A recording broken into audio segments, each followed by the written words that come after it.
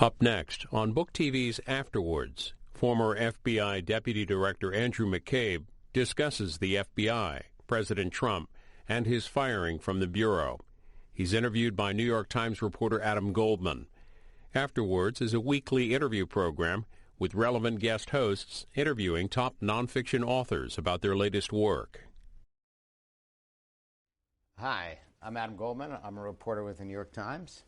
Good to see you, Adam. Thanks. Thanks for being here.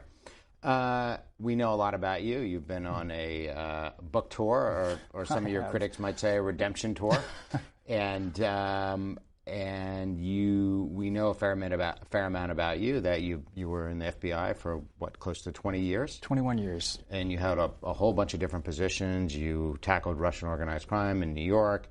You did terrorism in 2006, and you rose to the highest ranks of the Bureau, to the deputy director. That's right. Until you were fired by Attorney General Jeff Sessions for what they say was what the Inspector General says was a lack of candor in interviews. That's correct. In a report. Much has been talked about in terms of this book. You've done a lot of interviews, so I thought I'd take a shot at maybe asking some new questions. Sure. Before we get into the meat of this book, I guess I had a question about writing, because I do a lot of writing. Okay. Sometimes I do it every day. Mm-hmm. I wonder, how long did it take you to write this book? And, what was the process like? Because you're obviously a first-time author. Mm-hmm. You clearly wrote a lot of FBI interview memos known as the 302, but this is something a little different. This process is a little different. So walk me through how you actually tackled this particular project. Yeah, so basically crashed on this project and did nothing but this for many, many months last summer. So shortly after my firing, I started thinking about how to best kind of balance and understand and talk about my entire experience in the FBI. I was really concerned by what I'd felt were the kind of corrosive impact that these false narratives about the FBI, the corrosive impact that those narratives are having on the people of the FBI and their ability to do their work. And I felt like if people understood really more about the organization, who we are, how we work, what kind of people are drawn to the FBI, and most importantly, how we make the decisions we do, that they're based on specific legal authorities and priorities and policies given to us by the Department of Justice, not based on politics and personal preference, that sort of thing. So that was really kind of the impulse that brought me to the project.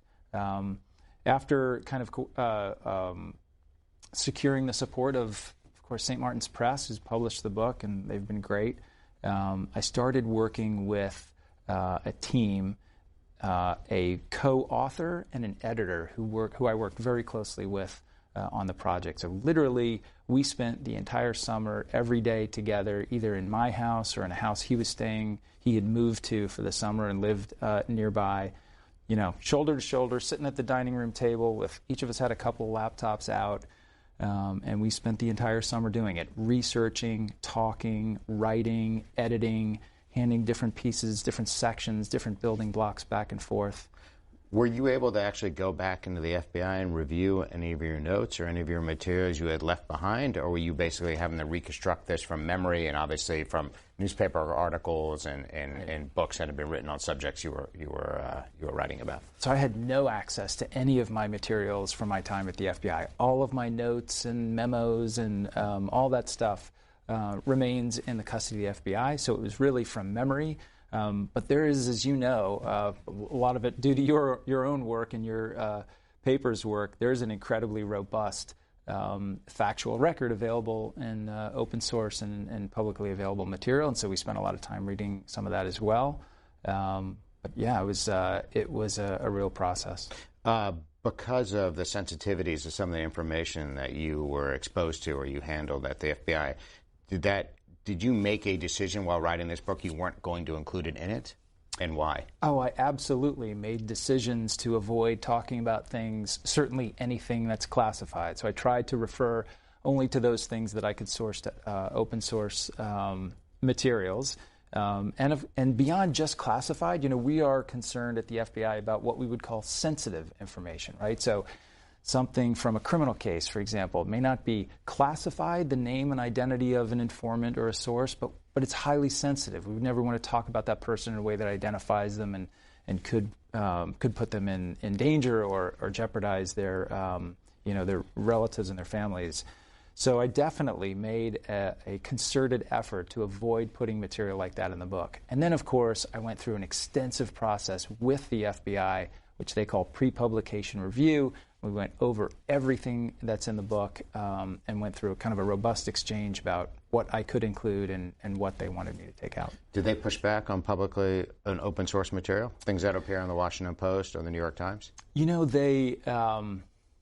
The way the process works is they take an initial review of the manuscript and they highlight everything that they think is sensitive or classified. And they send that back to you and say, we think that you should consider redacting these things. And then you have the opportunity to go back and say, well, this paragraph that you've redacted on page 25, here's where you can see this has been publicly acknowledged by some government official or some element of the government and published in open source material. And once they see that proof, those indications, they'll retract their request that be redacted. So that went on for literally 4 months. Let's jump right into the book. About midway through the book, you write that, quote, as a matter of policy, the FBI does everything possible not to influence elections. In 2016, it seems we did. It seems for an FBI agent, a former FBI agent, you seem to be having a moment of reflection. I'm not sure I actually encounter that too much from FBI agents. This almost sounds like a regret, an acknowledgement that the FBI, really screwed the pooch at the end, and we are here now because of what happened then. What's your thought about it? Is that what you were? Is regret too strong for you? Because how would you describe that? Maybe screw the pooch is a little too strong for me. But no, I think you're definitely onto something there. I did spend a lot of time thinking about the decisions we'd made and the reasons behind those decisions and how we thought about those issues at the time. And with the benefit of hindsight, I tried to be honest in my own reassessment of, did we get it right or did we not? The two biggest issues there are, of course, Jim Comey's announcement in July about our conclusion of the case in a very public way that departed from precedent. And then, of course, Jim's decision in October to notify Congress about the reopening of the case because of the emails on the Wiener laptop. I very much agreed with Jim's decision to announce the case as we did in July. In retrospect, I think that we probably got that wrong. I think that we underestimated how hard it would be to convince people of just how good of an investigation we had done and how our conclusion was the independent and correct and fair result. I still believe all those things, but I think we underestimated how deeply people would cling to their political perspectives rather than listening to us with an objective ear. And I think we all were overconfident in Jim's ability to convince people that we had done a good job. And I blame myself for that miscalculation. I go through a few paragraphs in the book where I talk about, should I have known better? From my own experiences on the Hill, from my own, from the scars of enduring the multiple Benghazi reviews and all those, those forays into investigations that were charged politically. Should I have concluded that this is not possible for us to really convince anyone that this is the right result here? Should we have just been quiet, reported our findings to the department, and let the department kind of step in front of the guns and take that hit? So that's kind of how I look at that in retrospect. It's interesting because in the book you mention an agent named Adam Lee, and he was the former special agent in charge, the top agent in Richmond, Virginia, who recently retired.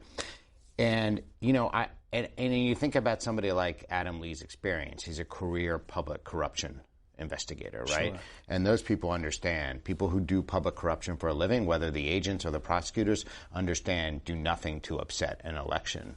And I guess it had me thinking, you think the Bureau would benefit more by having more people like Adam Lee, more people exposed to public corruption, more people doing politically sensitive investigations on the 7th floor? I mean, we know post 9/11, the Bureau is very terrorism heavy, right? Sure. You look at people, you talk about your experiences in ITOS, International Terrorism Operations Section. Those people have risen to the top of the Bureau. But do you think now, in retrospect, the Bureau needs to sort of look at the way and the people it puts on the 7th floor, so there is more varied experience in terms of people who've handled these political sensitive cases? Because now we've seen these cases are the kryptonite to the Bureau. Now you've known that, and the Bureau has always known that, but it seems like the Bureau sort of forgot that for a period of time. Well, look, you raise a great point. And is it ideal to have that sort of diverse experience, all the broad spectrum of diverse experience in the Bureau represented across the 7th floor at all times? Absolutely. That's what we would prefer to have. But like every institution, when those critical moments come and you're selecting, the next EAD for national security or the next I'm sorry, I'm using acronyms here. The next executive assistant director for, the criminal side of the house. You are not there. There's always, by definition, a fairly limited pool of people who have had the requisite experience, time in, perspectives, abilities to serve in those roles. And so, like every organization, you try to make the best decisions at the time with the people that you have before you. Should the same sort of emphasis be put on kind of expertise in navigating politically sensitive matters? I mean, it's certainly something that probably Director Wray and the other leadership on the 7th floor are thinking about in maybe a different way than we did, a few years ago. What's your opinion? Speaking of Wray, what's your opinion of Wray? I know he wanted you. You write in the book that he wanted you to step down under circumstances you didn't believe were quite accurate. Walk me through a little bit. Was this face-to-face? Was this on the phone? So, I have some, of course, disagreements with Director Wray over how I left the Bureau, and I probably should leave that at that for now because of the ongoing matters that continue, the investigations that spun from the IG report, my own civil suit that I'll be bringing in the next couple of weeks. But I did have the opportunity to work with Director Wray for several months before I left. I find him to be he's a very smart guy. He's a hardworking guy. I think he's committed to the FBI and to making the FBI as strong and effective as he possibly can. He has a very different approach to leadership, I think, than I do, certainly than Jim Comey did. And so, look, I hope that he is successful. And as a former FBI agent, you want the organization to be in good hands, and no reason to believe they're not. Former FBI agents have put it this way, that Mueller didn't talk enough, Comey talked too much. And Director Wray's got to find himself somewhere in the middle in these politically perilous times. I think that's accurate. I think he needs to find that balance. I'm not sure that he's found it yet, but he's only been on the job for about a year, so we'll see how that goes. In a chapter titled Enterprise Theory, you mention informants. It seems like a reference to Chris Steele, the former MI6 officer who worked with the FBI, and perhaps another informant whose identity was later leaked along with Chris Steele. Mm-hmm. A few things. You seem to take a shot at Rod Rosenstein, the Deputy Attorney General, in this chapter. You say, quote, "Not giving up your people, this is important," end quote. It sounds like you're angry that Steele's name leaked and certain information about ongoing investigations was provided to Congress. Talk a little bit more fully about what that means and Sure. what exactly you're getting at there. in terms of providing information to Congress, which has a legitimate oversight function. Of course they do. And look, the FBI needs oversight. We need oversight from the department. We need oversight from the Hill. We need oversight from places that aren't the FBI, right? I don't think anybody would dispute that. But in the wake of the conclusion of the Clinton email case, we received an overwhelming number of requests from the Hill. They were the most kind of invasive and comprehensive requests for not just our conclusions, not even just our investigative reports. This is before Rod. This is before Rod comes That's right. on. But really, this is the beginning of that process, right? So the next thing you know... It's the summer of 16. That's right. Yeah. Summer of 16, fall of right. 16, into the end of 16, beginning of 17, and it really continued and built all through 2017.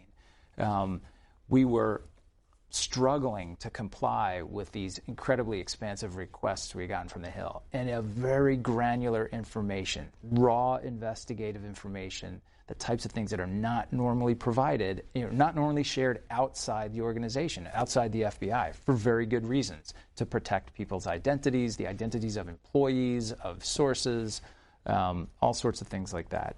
The Department of Justice took a very expansive view, an unprecedented view of what we should be turning over to Congress. And certainly the Deputy Attorney General, Rod Rosenstein, was central to those decisions.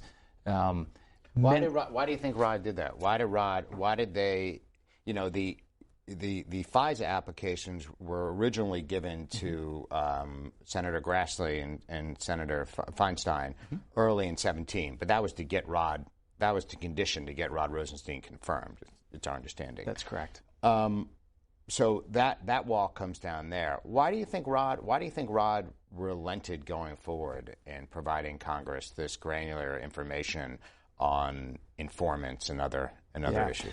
I can't put myself in Rod's shoes. I can't tell you what he was thinking. I can tell you that we were all under an enormous amount of pressure from the Hill, pressure that was politically motivated and intended for political results. And so we found ourselves handing over information that we don't normally share, and it was something that caused many of us great concern, but it continued and increased during that period of time that I've identified for you. So you end up with, in a very public fight over things like, are we going to protect the actual identity of an informant or a source in an important and ongoing matter? Adam Schiff, who's the chairman of the House Intelligence Committee, has weighed in on this issue. Okay. For 2 years, I sounded the alarm about DOJ's deviation from just that principle, as it turned over hundreds of thousands of pages in closed or ongoing investigations. I warned that DOJ would need to live by this precedent, and it will. He's referring to the Mueller report. That's right. Do you think DOJ now has a legitimate argument to withhold the Mueller report from Congress? I think that Representative Schiff is exactly right. This is exactly the scenario that we worried about at the end of 2016 and the beginning of 2017. Some of us in the FBI were arguing strenuously over this exact fact. Like, if we do this now, we'll never be able to walk this dog back. You can't wean Congress off of this sort of response. And I think that the department is going to have a tough time justifying doing anything different in this case. We talked briefly about some of the things you didn't include in your book, mainly the Rod's reference to, using the 25th Amendment to get remove the president from office, and also a comment he made in 2 meetings on May 16, 2017 about, wearing a wire. But, one thing you don't write about, and I believe you, in fact, signed it at one point, was the Carter Page FISA application. We've had a memo on that. Much of that has been made public. I guess 2 questions. Why didn't you get at that in your book? And 2, you signed this, right? You put your name on this thing.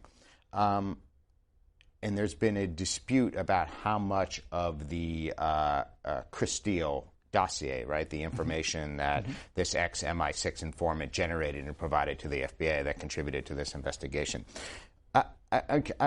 So those are my 2. So how much of the Steele actually contributed to the FISA application. And in your opinion, do you think that got it over the hump? Because there are line people at the National Security Law Branch at the FBI who handle these FISAs, including the line supervisor who believe that they didn't need this dossier to get over the hump. And do you think that you adequately informed the court about the origins of the FISA, the origins of the Steele dossier? Yep. And do you think Stu Evans, who's the chief of the intelligence officer, when he took it to the court, was fully informed?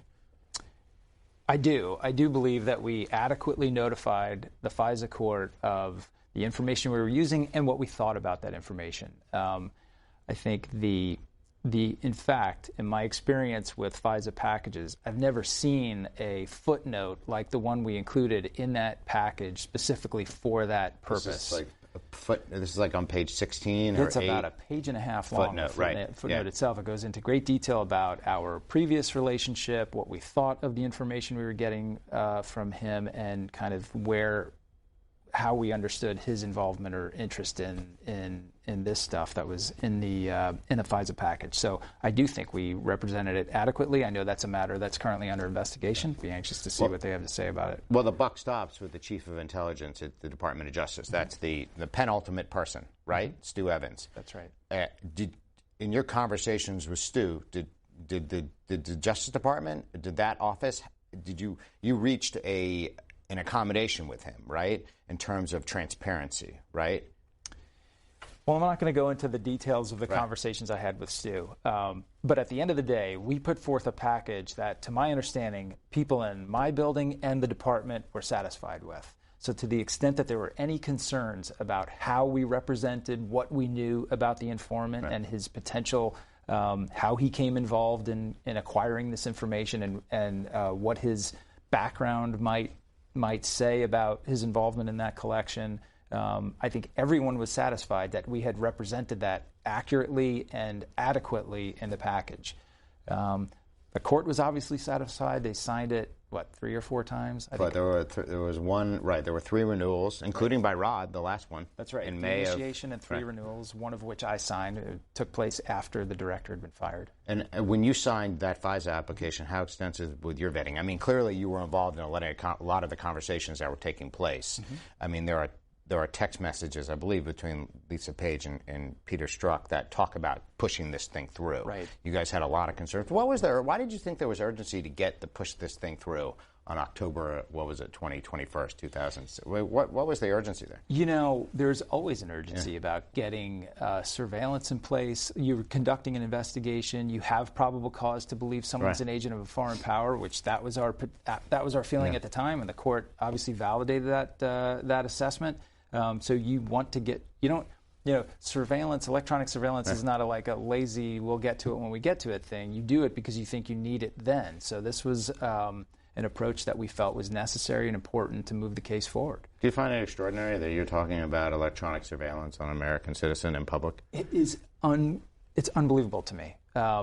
And we're talking about it, of course, because, as I'm sure the viewers understand, the entire package itself is publicly available. You can go online and read it in a redacted version for yourself, which that alone is just so unprecedented. I've been involved with and connected to and then ultimately signed many, many FISA packages over the last, 12 or so years. And we just do not talk about these things outside the organization.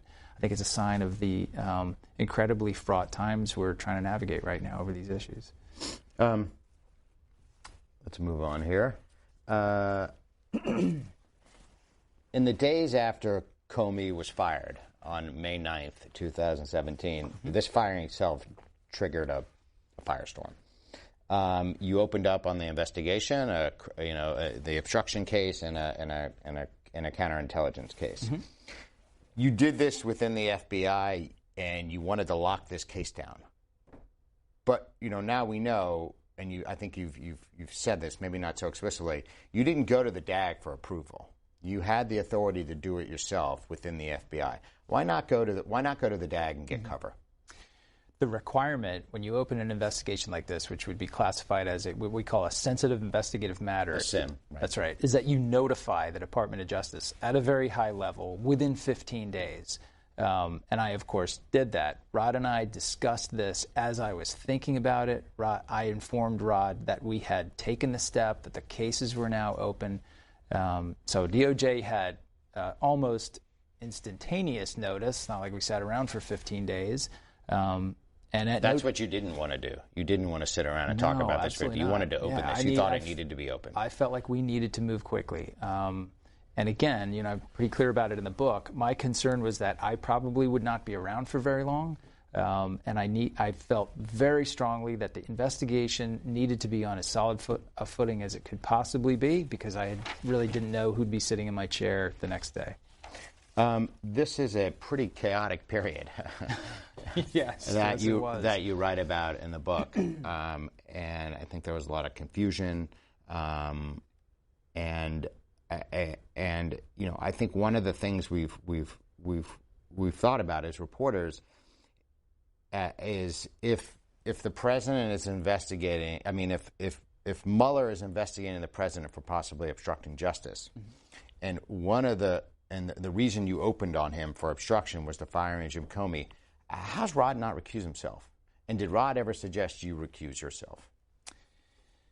So you've asked a great question about Rod. That is a question that only Rod can answer, right? The recusal decision is one that the official has to make, and hopefully it's done on the basis of consultation and following the guidance of ethics officials. I've had a number of those issues of my own to navigate, and I did so in a very clear and transparent way. So I don't know. I don't know why he's made the decision he did. Did he ever suggest that you should recuse yourself? He, in one instance, raised the issue with me, and it was based on the infamous photograph, a family photograph that I took during my wife's campaign in 2015 while we were at a swim meet with my kids, and we all happened to be wearing shirts from my wife's campaign. The four of us had matching shirts in one of those really goofy family pictures.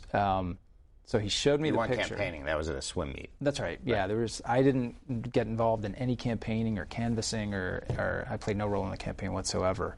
Of course, there is the Hatch Act, which lays out very explicit rules about what you can and can't do as the spouse of a political candidate if you're a government official. I got advice on how to ensure that I didn't run afoul of the Hatch Act, and I followed that advice very carefully. The Hatch Act does not say that you can't wear a button or a T-shirt at some point in your private life when you're not at work. So it really was a non-issue. Unfortunately, it kept coming up. Yes, it kept coming up, and I think now, obviously, you have the benefit of hindsight. And I think, I believe the IG found that you handled the initial recusal properly, right? That's correct. Didn't find anything wrong with that, the recusal and the way you handled it. That's correct. I guess if you could go back in time, Andy, if you could go back in time, would you, if you had known that your wife's run for office in the Virginia State legislature was going to happen, and the Republicans were going to weaponize that, would you have recused yourself from Hillary going forward? No. No.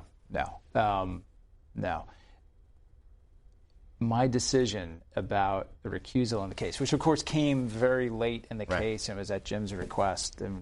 You realize that had a bad look to it.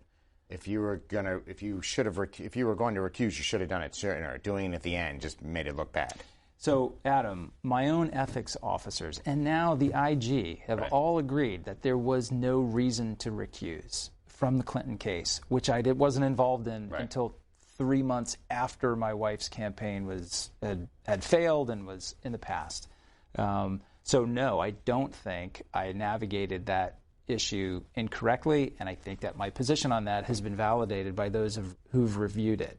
And I think it's really important as we raise this again. But are you angry at Jim Comey for making you recuse at the end? I disagreed very strongly with Jim's request. I made that known to him. He felt it was important to do. It wasn't illegal or immoral, and so I followed the director's direction. But I will say, Adam, it's important for me to get this out. This entire idea that I was somehow compromised in my approach to the investigation because of the support that my wife had received from someone else a year earlier is a false narrative. This is a lie that's been perpetrated for political purposes. So should I have made decisions differently in my professional life, anticipating that people are likely to lie about this later? That's not the standard for recusal. Well, I've recently told reporters we don't predict the future. So, but it's clear that it's clear that period in time, now with your wife running for a political office and the money she took, that the optics of that haunted you, and they came back to... Sure. The optics of that haunted me because it was created as in the political warfare that was going on at the time. You can't possibly sit here today and say, should I make a decision about something that's happening today on the off chance that someone might lie about it a year and a half from now for politics? I mean, that's a ridiculous proposition. Let's switch gears for a second. Sure. And move to one of my favorite subjects, Gitmo, and military commissions and Article III courts. You talk about a detainee. I believe I've written about this detainee on page 121. And Sessions, the former Attorney General, Jeff Sessions, refused to bring back to New York to face. He didn't want to prosecute this guy in federal court in New York. And this guy had been sitting in detained by a foreign partner in a country, we'll call it the Middle East, right? And I guess there are 2 points here. You put a lot of blame on Sessions, right? And you go after Sessions in the book, but internally from your organization, there's a lot of criticism directed at you and in some anger that this guy was picked up in the fall of 2015. Everybody knew where Jeff Sessions stood on this issue. The Attorney General of the United States didn't believe you should prosecute terrorists in Article III courts. His position had been known. How come you didn't push that through sooner? I mean, this was an important case. He could have been an important AQ cooperator, right? New York wanted him, right? It's a great terrorism case. I mean, why not bring him back sooner and get this done before Sessions or his team, which have been crying about Gitmo, get a chance to handle this? Okay, so a couple things. Yeah. First, for the record, I am not going to confirm who this detainee That's was. fine. I'm going to respect the restrictions that the FBI Just has respect placed my upon reporting. Me. So, what I will say on this is from your extensive reporting on these topics generally, these are unbelievably complicated and fraught issues, bringing people back here to face charges for their terrorist activity overseas, whether they're Americans or not U.S. citizens. There are 1,000 places along that path where these efforts can get hung up, they can get delayed, they can die completely. There are diplomatic issues. There's, of course, legal issues, and there's our own internal policy debates about who thinks we should be, bringing terrorists back to the United States for criminal prosecution or not. So, if I am correct in assuming the matter that you're referring to, it is one that suffered from a number of those issues. Right? These things don't happen quickly. Were you distracted, you think, too, a little bit? No. Okay. There was a lot of robust conversation around this very topic. And I can certainly understand how people, listen, the guys on the ground, the agents in the field who, this is the thing that they are working on. They want this to happen sooner rather than later. They have a single-minded focus on getting it done, and thank God they do. That's how things get done in this organization. They are routinely frustrated and confounded by what they perceive from the field to be, typical bureaucracy, nonsense, politics, whatever that's getting in the way of the result that they want. It's often a much more complicated answer than just that. I think people made a lot of efforts to get this done. We were not successful in doing it before the new administration came in. But, you shouldn't have to think that with the turnover of an administration that a process that we've been using effectively for so many years is automatically going to be thrown out the window. Was it thrown out the window? Was that it, essentially? There is no doubt the Attorney General brought a very strong opinion about these matters with him into the job based on, I think, a preconceived kind of understanding about the work that we do. Is I think, dated in his Why approach. did they? Well, that raises a question. Why did Sessions agree to bring back? I don't know. I think you were still at the FBI. You brought back a terrorist from Spain. He had like Irish roots. Remember, he was extradited to Philadelphia. Does this ring a bell? It's kind of crossing wires on a number of different guys for me. But We'll go back to this detainee for a second and Gitmo in general. How eager was Sessions? How eager was he to bring somebody to Gitmo? Were they looking at every opportunity? Did they want to give this victory to Trump because he had mouthed off about it on the campaign? I don't know that it ever got to a really well-baked plan to send any individual to Gitmo. I think there was a lot of talk about it on the campaign. There's no question that Sessions, that's kind of his preference. It has been for many years. I think it's another one of those issues that they talked about a lot on the campaign, not understanding the challenges they would have once they were finally in those seats trying to get it done. The legislative obstacles to bringing anybody there, the problems in trying to bring those in Gitmo here, funding for detention facilities that might serve that purpose in the United States has been blocked for many years legislatively. So I just think they underestimated what they were dealing with. What was DOD's position on this? What was Mattis? We were always told Mattis was opposed to it. He didn't want to repopulate the Gitmo. Yeah, you know what? I couldn't tell you clearly, Adam. I don't remember exactly where he was on it. Okay. Let's move on to back to the Russia investigation, which people seem to be fascinated with. Known as Crossfire Hurricane, an ode to the Rolling Stones. Which I can neither confirm nor deny. No, it's not in the book, but it's among FBI officials is known as CH. I got a question about this. Like I said, let's back up a second. You were in this extraordinary period. The directors fired in May of 2017. I mean, people. It's chaotic. People are under enormous amount of stress. Look, I know you had lived through some pretty high-profile events. Benghazi. Sure. I would argue the Boston bombing probably surpassed that. Sure. In terms of stress and what you were dealing with, perpetrators trying to find them, prevent more casualties. It was a horrific event.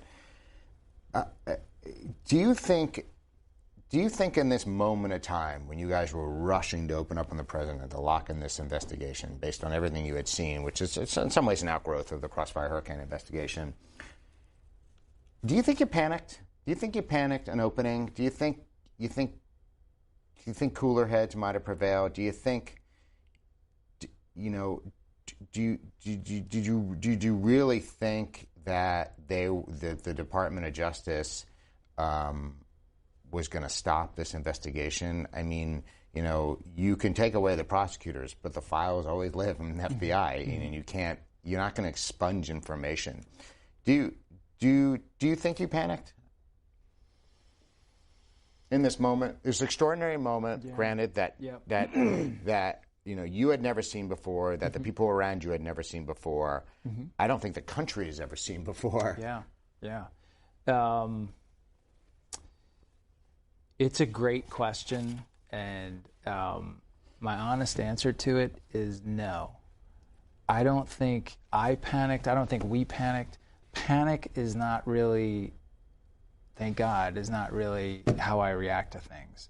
And partially because of those experiences that you just referred to, the Boston bombing, numerous terrorist events, mass shooting events. I mean, we unfortunately have a lot of experience navigating challenging facts and under emotional and pressure-filled circumstances. This one was totally different. I get that. But at that time, you fall back on what you know. And my first instinct was, let's go to the investigators, let's pull the team together and ask them, are we in the right place right now with respect to this investigation? There were investigations that we were thinking about closing at that time. Should we close those? Are there other investigations out there that we think we need to get started? And should we start those before? Who knows what happens? I might be gone next week. We all might be reassigned. If this is an actual effort, if the firing of the director was the first step in an effort to throw a wet blanket on an investigative effort that we all believed was valid and necessary, then we should try to put it on the stablest foundation possible. I'm not going to tell you that we knew where it would go. We just knew that it needed to be done. Like that's the question for us in that moment. Is there investigation here that needs to happen? And our answer was yes. Your answer was yes, but you're a smart guy. You understood the consequences of that, which we're probably going to upend the country, which is already upended. We're going to upend it again. Did that occur to you, or that wasn't? I mean, I knew there would be. I knew there would be incredible impact from our decisions on me personally, on the country writ large. But again, Adam, I would say, look, we're in these jobs because we took an oath to defend this nation. Our mission is to protect the American people and uphold the Constitution. The facts in our hands created a clearly articulable basis to believe that a crime might have been committed or a threat to national security might exist. It was to not have made that decision, to start this investigation at that time, would have been abandoning our duty. There are people out there, maybe they haven't read the DIOG, the Domestic Investigations Operations Guide, which is it's thrilling. It's thrilling. It's online. You can get it at FBI.gov, and it's the pathway to understanding how the FBI conducts investigations and what the necessary predicate to open one. That's right. Your predicate to open this investigation on the president, as you said, you just have to be able to reasonably articulate it, right? That's correct. Facts. Right. Your critics have said, well, he gets on TV and he tells Lester Holt it was Russia, and you had these other, you had this mosaic of information. Mm-hmm. They're scoffing at that because it's quote unquote not evidence. What's the difference in your mind between what people like Mark Meadows, right, and others who have said, well, there's no evidence here, right? Your critics have said there's no evidence. There was no evidence to open this investigation, yet you had a set of facts that allowed you, according to your own guidelines. What's the divide there? Can you explain that a little bit? It's kind of surprising to me, and I think that Representative Meadows has some prosecutorial experience in his background. So to hear that from a former prosecutor, there seems that there's an embedded assumption in that criticism, like unless we had to serve a warrant to get it, or we got it through some sort of covert or classified means from a foreign partner or something, it doesn't actually count as evidence. That's simply false. Sometimes you have to just look at the facts that are abundantly clear in front of you and make a decision based on those facts. Right, and not a crime, and you don't have to necessarily, I think what he's alluding to and others alluding to, you didn't have evidence of a crime per se. No. You don't need evidence of a crime. Right. You need an articulable factual basis to believe that a crime might have been committed. It is a standard far lower than probable cause or proof beyond a reasonable doubt. It's just to say, like, this is the initiation of an investigative effort.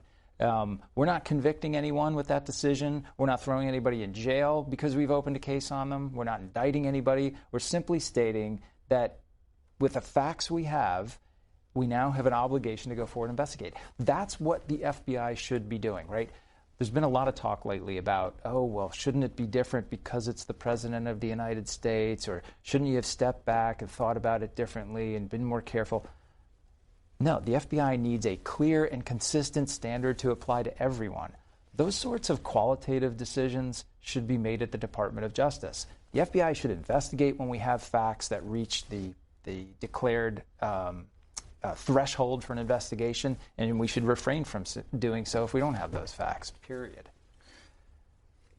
There were, on May 16th, 2017, there were basically two pivotal meetings, right? There was one in the morning, right. With, I believe, with you, Tosh, who was Rod's national security advisor, Rod Rosenstein's national security advisor, and his chief of staff, Jim Crowell. Mm-hmm. And then later, on the second day, there's a second meeting, right, with you, your lawyer, Lisa Page, that same group, plus Stu Goldberg and I believe Scott Scholes.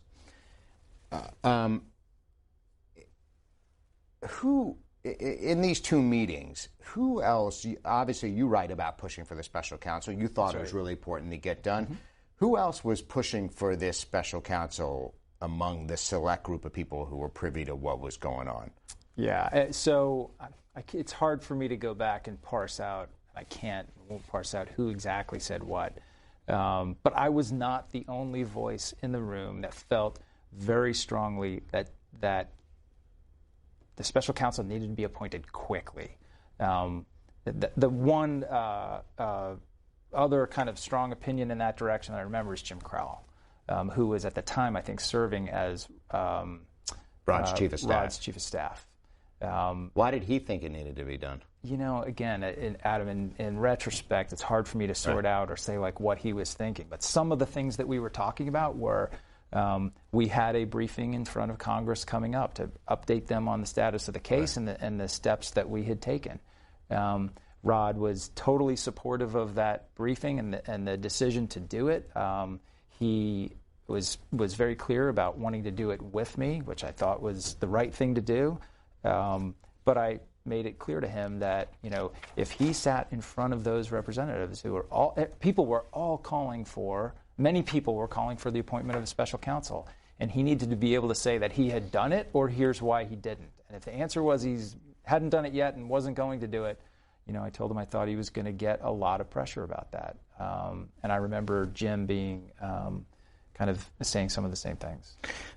We talked about earlier the fact that to placate Congress, the FBI, DOJ handed over an enormous amount of material to legislators regarding ongoing investigations and closed investigations referring to Hillary Clinton. It seems like this was done, at least when Rod came into the job, to protect Rod's job, right? Give Congress what it needed, but also to protect Mueller, right? Because the fear was if Rod was fired, then Mueller would be exposed. That Rod was, this buffer as the sole person who could fire Mueller since Sessions was recused. I don't know. Looking back on this, do you think was all of this worth it? I mean, it seems like you gave away the farm to protect Mueller. What if I just said to you, so what? What if they had fired Mueller? So what? The FBI would have continued to investigate. Agents would have continued to investigate. Was all of this worth it to protect Mueller in the end? I mean, we don't have a final report, but boy, it seems like DOJ gave away the farm to protect this guy. So I will say you have found a question I have not been asked yet. That is definitely one I have not thought about. I don't know that I agree with the premise that all of that information had to be turned over to protect Mueller. Do I think it's worth it to protect Mueller? Absolutely. Why? Because I think that these are matters that should be investigated. Right? Go back to May 10th when we started in our own minds contemplating this very issue. These are serious matters. I think you actually did it, by the way, on May 15th, but I haven't nailed that down. So we start talking with the team about what's your assessment on literally the day after Jim's fired, and then it plays out over the course of the next 7 or 8 days. These are serious matters that needed to be investigated. They couldn't reasonably be investigated by the FBI alone. We learned that through the Clinton email case, right? Had we had an independent counsel in the Clinton email case, things might have been very different in July and in October. So that was the problem I was trying to avoid. Part of my reason of telling Rod I thought he needed to appoint a special counsel. Once we got one, and we got the best one we could have gotten, I think it's important to allow that team to do its work and report its findings in a way that's independent and apolitical. Was anybody making an argument against appointing a special counsel? You don't have to say names, but do you recall that? I think the room, there were definitely people in the room that weren't convinced that we needed to do it on the timeline that I was pushing for. I don't know. It's hard for me to say. I can't, there's a lot that was said and a lot that was unsaid, so it's possible, but I don't remember that. What are you most proud of? If people think about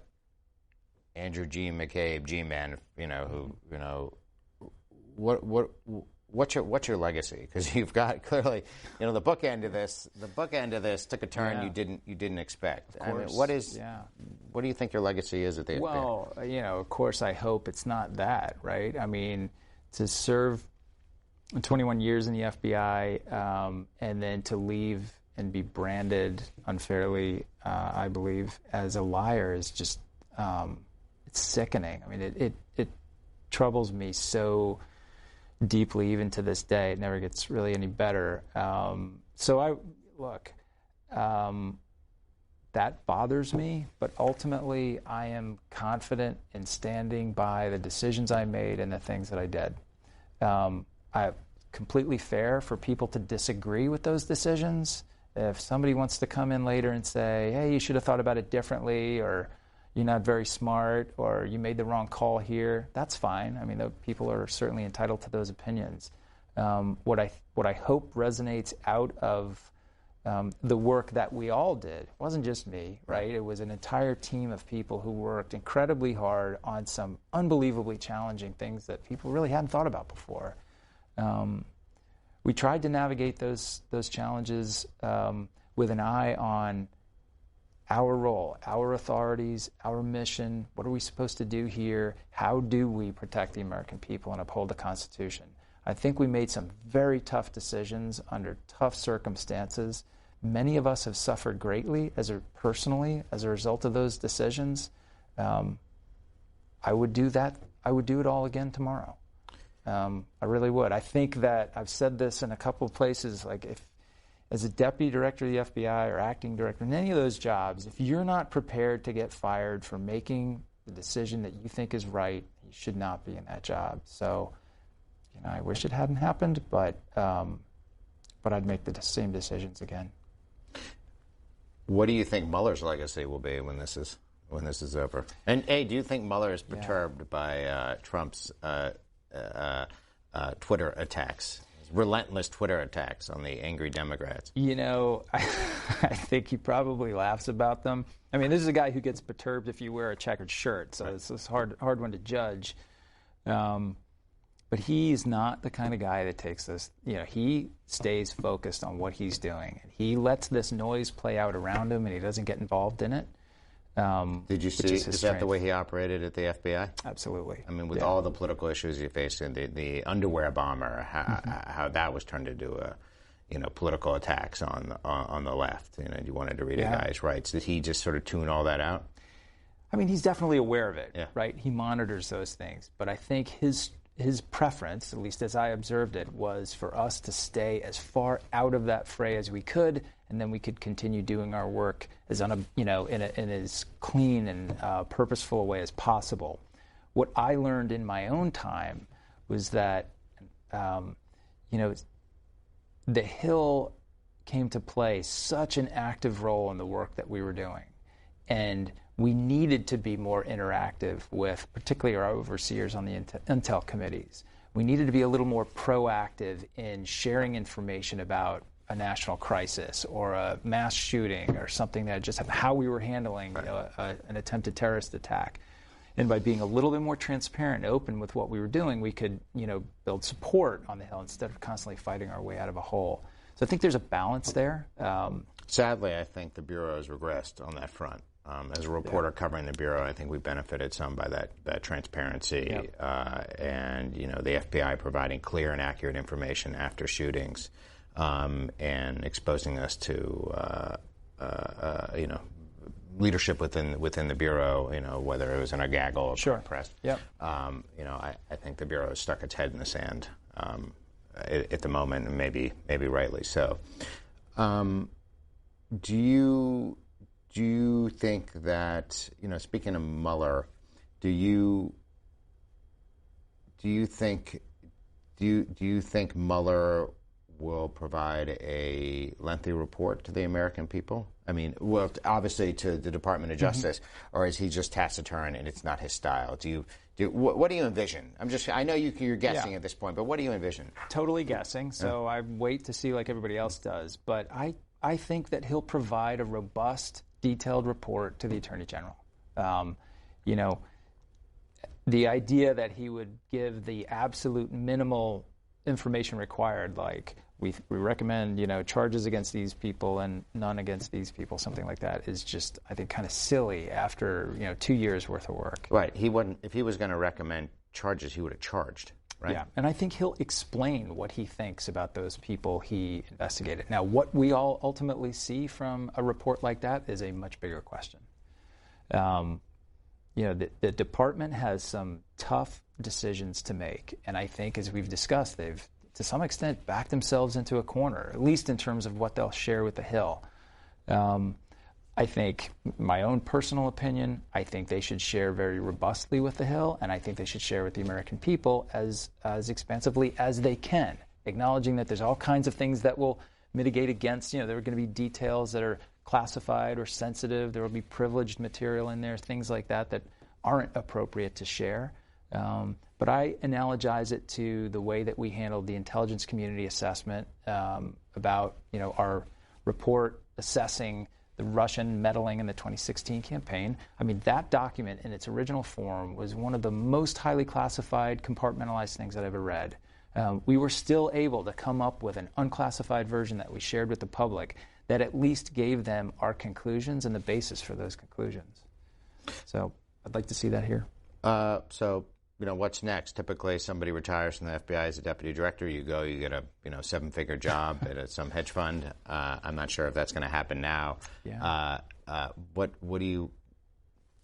is next? What do the next 12 months look like? Yeah, I don't know. Been, as we said, really focused on the book and kind of getting the story out. It's important to me to be able to continue speaking about the FBI. I really think there's an education that needs to take place in this country. People don't understand, as much as people talk about the FBI constantly. Right. It's kind of an icon in American life. They don't really know who we are and how we do the work we do. I think that will help. It'll help push back against many of these completely false narratives about FBI corruption and plotting coups and all the rest of that nonsense. So I hope to remain active in that conversation, and we'll see. Just taking it one day at a time. You're under investigation. The U.S. Attorney's Office in D.C. is looking at whether you should be charged in front of a grand jury and charged with 1001, lying to a federal investigator. This seems to be going on a long time. For a line for a 1001 case, we're reaching a year on this thing. Yeah. Any sense of when there's going to be a conclusion? I really don't. I agree with your assessment. It seems like it's been going on for a long time.